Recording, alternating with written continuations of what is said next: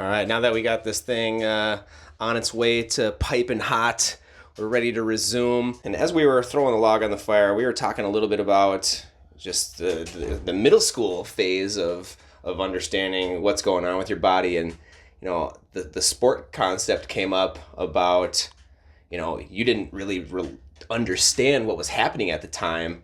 You're just a middle school kid going through sports, and then all of a sudden, you start to experience extreme fatigue. Am I right? Oh, yeah. Yep. It's just amazing how, as you do get older, your body becomes more in tune with what's bad for you. But when you're young, you just don't even know. And I can only imagine how many young athletes there are out there that are suffering from this just unknown concept of lethargy and just not being able to perform. I mean, when I play hockey, when we were growing up, all you hear was, milk does a body good. And I would just chug like a gallon of milk before playing. And it wasn't until later on in life that I discovered I had a pretty significant sensitivity to dairy. And it was just weighing me down. So I was literally like putting cement blocks in my body before going and competing at a high level. It's just so wild how, you can be a young kid and you can be okay, and then all of a sudden you get to 13, 14, your body just can't process things the same, and sometimes it just doesn't even get recognized, and then you just go on living your life just suffering. It's just a shame. Yeah, absolutely. I mean, I can remember thinking like, what is happening? I feel so tired. Everyone else is outperforming me, and I'm a skinny kid. I should be thriving. I was excelling early on in grade school, but then I got to middle school and just hit this wall and feeling like everybody was outperforming me, and just thinking maybe I'm not eating enough carbs, so just super carbo loading, right? But that was not what my body needed, right? My body was treating it like the enemy, much like probably your dairy sensitivity. Yeah, that's crazy. I mean, the term carbo load, I would remember, before a big game, let's get everybody over and let's just load up on carbs. And they're not good carbs, right. Totally bad processed carbs. And I mean, that's going to separate success from failures at a young age right there, unknowingly. Yeah, I mean, if you look at what athletes are eating today, right, a lot of them are, plant-based. The diet has completely changed, and I think the more knowledge and the more research we do behind what's in our food can lead to, a better path forward. Yeah, for sure. I know for me, like I took like that Everlywell food sensitivity test, and it was like 3 years ago. And I found out, highly sensitive to egg whites, dairy, certain cheese. And I was like, oh, this sucks. Yeah. And I did what you're supposed to do, and I didn't eliminate it all, but I was conscious of it, and I reduced it, and I paid attention to, my body, mainly what was coming out the back end. And after removing specifically eggs from my diet for a time period, I had better poops. I had more solid dukes going into the toilet. And now I'm kind of back into not having solid dukes again. I'm kind of spraying the toilet, and it's not good, and I need to figure that out. Did you ever come across like that type of scenario when you're dealing with your food sensitivities, or was it mainly just... Yeah, no, there was definitely the highly processed wheat element to it. It was definitely not right.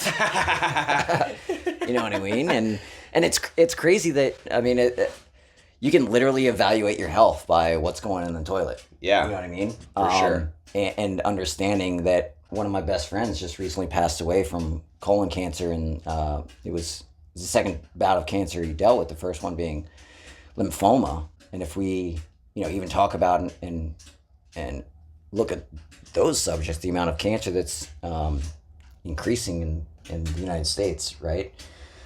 Specifically digestive cancers. I mean, where is that coming from, right? It comes from, yes, there's some hereditary element to it, just like gluten, right? You are 10% more likely to have a gluten intolerance in a gluten family. And there is some predisposition to cancers, but it's just being fueled by what we're eating. and what's in our food. It's scary, and it's something that that concern myself with as well, because I can keep myself healthy, but if I'm not paying attention to, not only what's going in my body, but how it's coming out, I could just be leaving the door wide open for colon cancer or a myriad of just gut problems that are probably eating away at the inner lining of my stomach, and I'm not gonna find out until the problem has gotten way worse. Because I'm too concerned about the external physical pain from injuries, not the internal pain from what I'm trying to eat and consume to make myself feel better. It's just crazy times out there, and that's why I'm excited to be chatting with you about how you've been able to put yourself in a position where food was once dangerous and now it's your whole life now. It really is my whole life, but I mean, it's a journey, and it's never gonna be perfect. And when you're talking about craving sugar, I still crave sugar like tomorrow. I try and eliminate as much processed sugars as possible, but I gotta say, man, I got a weakness for that ice cream. I gotta hit it every now and then. I hear that. What's your favorite ice cream? Going with the Tillamook. Oh, rich, creamy, fantastic. Ice cream is no good. no preservatives or crap like that. So it is. We've got some good ice cream purveyors around the Twin Cities. We do. Have you ever been lucky enough to grab a pint from A to Z Creamery? No. Oh yeah. Well, Check more it out. on that one later. Yeah, it's that's an operation right there. We've done a collab with them before, but Sick. he releases 1 pint a week and it's gone instantly. It's fantastic ice cream. But it's enough about the sweet stuff. You're getting me excited over here about a post-sweat dessert. I don't need to be thinking about that. Right. So, when it came to you developing your specific pizza recipe, like, how did you come about the sourdough starter? How did you come about this decision where this is working for me and now I'm going to make it work for everyone else?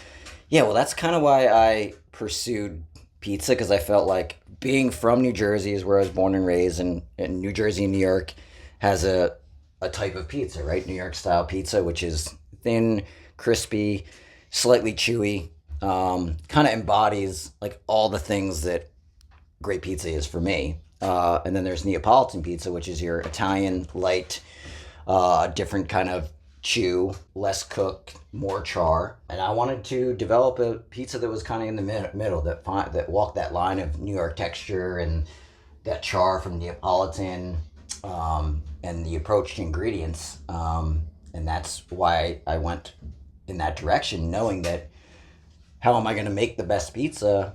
The best pizza is, pizza's all about, very few ingredients: flour, water, some yeast or starter, and salt. You can add a bunch of other things, but at its basic, that is it. So how are you going to make the best pizza if everyone's using the same ingredients? Right? Yeah. You got to really look at the ingredients you're using, and that's how I came to find this flour and develop through more than a year. It still evolves, and always trying to fine tune and get it better in terms of texture and flavor. And sourdough was that element that combined with that flour just brought a unique flavor profile to it. And sourdough is known to basically pre-digest the bread, right? It makes your body easily to absorb and digest gluten. That's fantastic. I wish I would have known that about sourdough much long time ago, but it is one of my favorite breads. And when I saw that you were making sourdough pizzas, Detroit and Neapolitan, that got me really excited, because I'm a sucker for a good Detroit style pizza. Well, we actually make 3. So we do a thin crust tavern style as well, Nice. which is your typical bar pie. You do the artisan, which is somewhere in between that Neapolitan and New York style. And yeah, the Detroit has actually been a lot more popular than I thought it was going to be. We actually sell just as much Detroit styles as artisan. Very cool. You're a part of Fair State Brewing, which is a fantastic brewery, Northeast Minneapolis. Go check them out if you haven't yet. But you're getting people that are coming in there knowingly drinking beer, but Yep. then they're eating pizza. Do they know your story, or are you getting a large amount of people that are gluten intolerant, maybe even celiac, that are seeking you out? There is a small percentage, but that's not really how I approach this business. I'm not out there to first tell a story. I think I want the story to be in the product and the taste, right? And that's first and foremost. And then if you enjoy the product and you want to know more about it and understand the story, then we're willing to give that freely. But the main goal is just to put out a product that people love, right? Yeah. And knowing that in what we're doing, not only is it a great product, but it's nutritious, right? It's much more nutritious. I mean, one of the best feelings is having a family come and having the kids eat the pizza and love it. You know what I mean? Like, it's whole grains. Kids are so picky. No, they're so picky. Even my kid, when he's mad at me, he says, "Dad, you make the worst pizza." Right? Like, that's how connected we are to food. And, it's an emotional experience. It's a physical experience. It's, food is the center of everything. Yeah. Arguably, right? Yeah. In our lives. So, yeah, the goal is to win people over with the product, and then the story is important. And I think that the people that return to us and come back and have that following go to the website and know the story. And there's definitely a percentage of the population that come there just to experience the sourdough element and the digestive fact of it, that have a gluten intolerance and come to me and say, yeah, that we can eat your pizza. I mean, that's great. We do a gluten-free crust as well that will continue to be developed and fine-tuned. Yeah, but it's also important to, try and make a good product for people who have celiac and just can't digest gluten, right? For sure. Pizza's a very Italian dish, am I right? And you hear a lot of people like, oh, I'm going to go on vacation. I went and vacationed over in Italy, and I had more wine and pasta than I've ever had my entire life, and I felt fantastic. What was going on? And you're basically just bringing what they're experiencing in Italy to Northeast Minneapolis. That's the goal. I mean, that is definitely, not only does my mother have gluten intolerance, my sister has gluten intolerance. She's been to Italy and eaten the pasta and pizza there, and it's just something about it. It's got to be whatever is in our food here. Yeah, and that's something that's being addressed right now, and it'll be interesting to see where all that goes. But regardless what happens on a national level, you have the power to start taking advantage of the opportunities that are available on the local level, and that's where it starts. I mean, for anybody watching at home, I guarantee you that there are some local food purveyors out there that are doing it the right way. And not only would you be out, if you seek those businesses out, not only would you be helping support a local small business, but you're also helping yourself. You're putting good food into your body. And that should be reason enough alone to break away from the mold that is the shitty food we've been eating for decades. Yeah, I mean, there's power in purchasing, right? You have the power to make decisions that need to change by what you buy, like supporting small businesses, where you shop, what values the company have behind them. I mean, that's a good way to make change, right? Not only culturally, but personally. And that's the hope, is by understanding that, is this great local product tasty? Yes. It's nutritious? Yes. And, how can I get it and what can I make with it? That's to inspire someone else to start using it or use it in their home. And the flour is from Bakersfield Flour, by the way, milled in Northeast Minneapolis, less than a mile from actually where our shop is. Nice. Really, really great story. And they make the most incredible bread, too. Really fantastic bread. Can't wait to go and try that out. So next time I have some avocado toast in the morning, I'm going to be using some of that bread. I'll tell you that for sure. Right on. Nice. Wow. I'm just so grateful that I've been able to get all this good information from you as far as food is concerned. Because again, when you're depleted and you're not feeling well, or you're injured and you need to recover, it's important to get nutrients into your body. But what we're here telling you is that the types of nutrients you're putting in your body are most important. And just because it's food doesn't mean it's good food. All right? Absolutely. Well said. Yeah. And with that, we're going to take JM down to his first ever cold plunge. Are you ready for this? We got no choice. Let's Got no choice. Let's do this right now. All right, here we right. go.